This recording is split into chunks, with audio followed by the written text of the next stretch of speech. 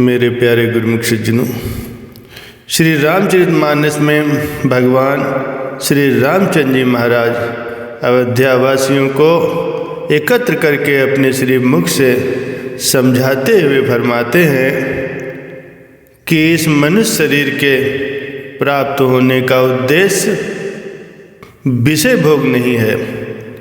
इस जगत के भोग तो अल्पकालीन हैं। यदि स्वर्ग के भोग भी प्राणी को मिल जाएं तो भी उसमें अपने मन को नहीं लगाना चाहिए, क्योंकि इन भोगों का परिणाम अंततः दुख और क्लेश ही है।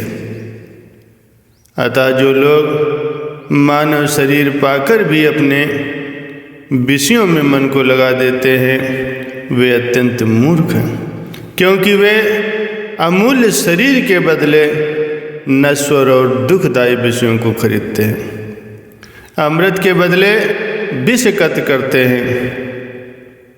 फिर वे व्यक्ति तो मूर्ख ही होंगे जो पारसमणि को खोकर बदले में कांच लेता है, उसको भला कौन बुद्धिमान कहेगा।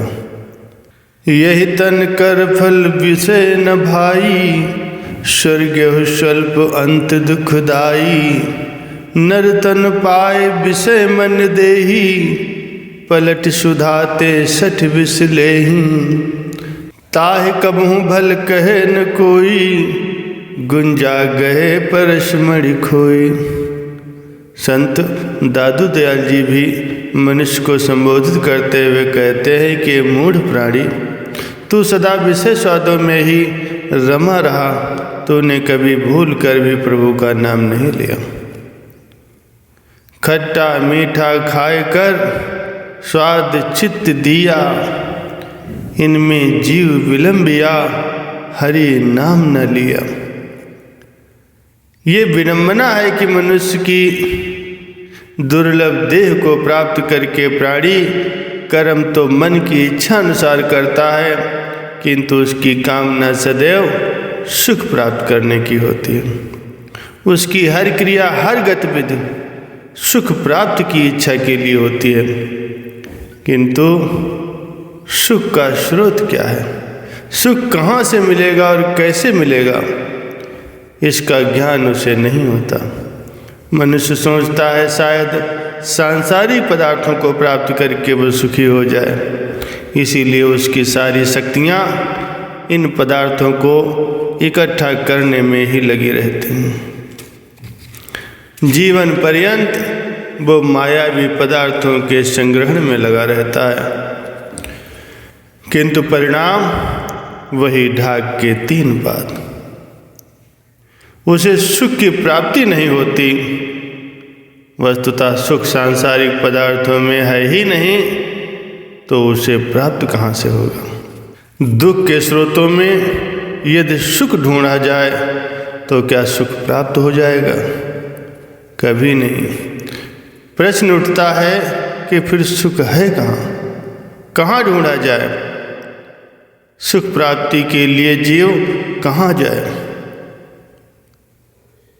आपने ग्रंथों और महापुरुषों की वाणियों को श्रवण किया है, उसमें एकमात्र सुख का स्रोत प्रभु की भक्ति है। भक्ति स्वतंत्र सकल सुख खानी, तथा भक्ति का मार्ग समस्त सुखों से भरपूर और अत्यंत सुलभ है। सुलभ सुखद मार्ग यह भाई, भगत मोरि पुराण श्रुत गाई। श्री रामचरितमानस के एक प्रसंग से हम भली भांति समझ जाएंगे कि वास्तव में भक्ति ही सभी सुखों का स्रोत है। वो प्रसंग है श्री रामचंद्र जी और कागभूषुंड जी का। भगवान श्री राम कागभूषुंड जी से कहते हैं कि तू मुझे अत्यंत प्रसन्न जानकर वर मांग ले। अणिमा आदि 8 सिद्धियाँ, रिद्धियाँ और मोक्ष, ज्ञान विवेक वैराग्य आत्मज्ञान तथा अन्य अनेक गुण जो मुनियों को भी दुर्लभ है, वे सब आज मैं तुझे दे सकता हूँ। इसीलिए जो तेरे मन भावे सो मांग ले। कागभूषण वर मांगो अति प्रसन्न मोहि जान, अनिमादिक सिद्ध अपर रिधि मोक्ष सकल सुख खान। ज्ञान विवेक विरति विज्ञाना, मुन दुर्लभ गुण जो जग जाना। आज देहु सब संशय नाही, मांग जो तोहि भाव मन माही। किंतु कितना भाग्यशाली है कागभूषण, प्रभु स्वयं अपने मुखारविंद से कुछ भी देने को तैयार है। लेकिन कागभूषण जी सोचते हैं कि प्रभु ने सभी सुखों को देने की बात कही है, पर अपनी भक्ति देने की बात नहीं कही। भला मैं अन्य पदार्थ लेकर क्या करूँगा, क्योंकि भक्ति के बिना सब गुण सब सुख वैसे ही फीके हैं जैसे नमक के बिना बहुत प्रकार के भोज्य पदार्थ नीरस और स्वादहीन लगते हैं। भजन से रहित सुख भला किस काम का।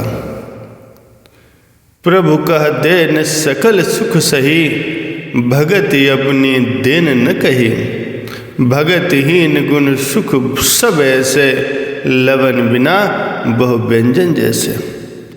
कागभूषण जी विचार करते हुए कहते हैं कि हे प्रभु, यदि आप मुझ पर प्रसन्न होकर मुझे वर देते हैं, मुझ पर कृपा और स्नेह करते हैं, तो हे स्वामी आप मुझे अपनी वही विशुद्ध भक्ति प्रदान कीजिए जिसे योगी मुनि भी प्राप्त करना चाहते हैं, किंतु प्रभु की कृपा से कोई विरला ही उसे प्राप्त कर सकता है।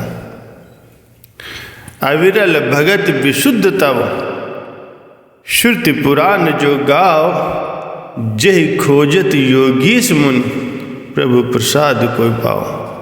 कागभूषण जी की ऐसी वाणी सुनकर भगवान श्री रामचंद्र जी बहुत प्रसन्न हुए और वचन बोले कि तूने सब सुखों की खान भक्ति मांग ली है। जगत में तेरे समान कोई बड़भागी नहीं है। वे मुनि जो जप और योग की अग्नि में शरीर जलाते हैं, करोड़ों यत्न करके भी जिस भक्ति को नहीं पाते, वही भक्ति तूने मांगी है। मेरी कृपा से अब समस्त शुभ गुण तेरे हृदय में बसेंगे। भक्ति ज्ञान विज्ञान योग मेरी लीलाएं, उनके रहस्य तथा अन्य सब भेद तो मेरी कृपा से जान जाएगा। अब विचार करने की बात यह है कि यदि कागभूषण प्रभु के दिए गए पहले वरदानों से संतुष्ट और प्रसन्न हो गए होते, तो क्या भक्ति की मांग करते? भक्ति की मांग कर लेने से अन्य सभी वरदान, समस्त सांसारिक सुख प्रभु ने स्वयं ही उनकी झोली में डाल दिए। धन्य है ऐसे भक्त जो इस प्रकार की बुद्धि धारण करते हैं। इस संसार में माया का बड़ा विस्तृत और शक्तिशाली परिवार है। माया की प्रचंड सेना विजय पर ध्वज लहराती हुई सबको पराजित करती है। काम क्रोध लोभ मोह और उसके सेनापति हैं। दंभ कपट पाखंड उसके योद्धा हैं। किंतु यही माया प्रभु की दासी है। प्रभु की भक्ति को पाकर मोह रूपी दरिद्रता समीप नहीं आती। लोभ रूपी हवा भक्ति के परम प्रकाश को बुझा नहीं सकती। अविद्या का प्रबल अंधकार जड़ से समाप्त हो जाता है। अतः स्पष्ट है कि माया के शक्तिशाली प्रहारों से बचने के लिए एकमात्र भक्ति का आधार ही साधन है। अतः हम सबका भी ये कर्तव्य हो जाता है कि हम लोग भक्ति के साधनों में अपने आप को निमग्न रखें, जिससे हमारा ये लोक भी सुखी हो जाए, हमारा परलोक भी संवर जाए और महापुरुषों की प्रसन्नता भी प्राप्त हो जाए। बोलो जयकारा बोल मेरे श्री गुरु महाराज की जय।